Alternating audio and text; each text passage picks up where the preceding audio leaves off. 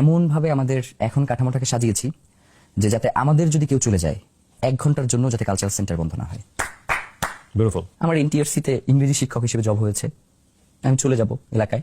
ভাই আমাকে ছেড়ে দিলেন যে আগামীকাল সকালে তুমি চলে যাও। ফজরের সময় নামাজ পড়তে উঠছি, ভাই আমার হাতটা ধরে বলতেছে, যাবে তুমি গেলে আমি খুব একা হয়ে যাব। আমরা জানি আমরা খুব নিঃসঙ্গ, আমাদের কোনো অভিভাবক নাই। আমরা এই জন্য আমাদের অভিভাবক আল্লাহকে মেনে নিচ্ছি যে আমাদের একমাত্র অভিভাবক এখন আল্লাহ। যে ওই রিক্সাটা যদি আমি থাকতাম তাহলে হয়তো ভাগ্যকে গুলি করতে পারতো না। যে এত কিছুর কথা বলা হচ্ছে, প্লিজ ভাই আপনারা কেউ একবার বলেন শহীদ ওসমান আলীর হত্যার বিচারটা করবেন, আমরা কেউ রাজপথে গিয়ে দাঁড়াবো। এই মানুষটার বিচার হবে না, এইটা কি আমরা কোনোভাবে মানতে পারি বলেন ভাই? তিনি তো ইলেকশনটাই করতে চাইছিলেন।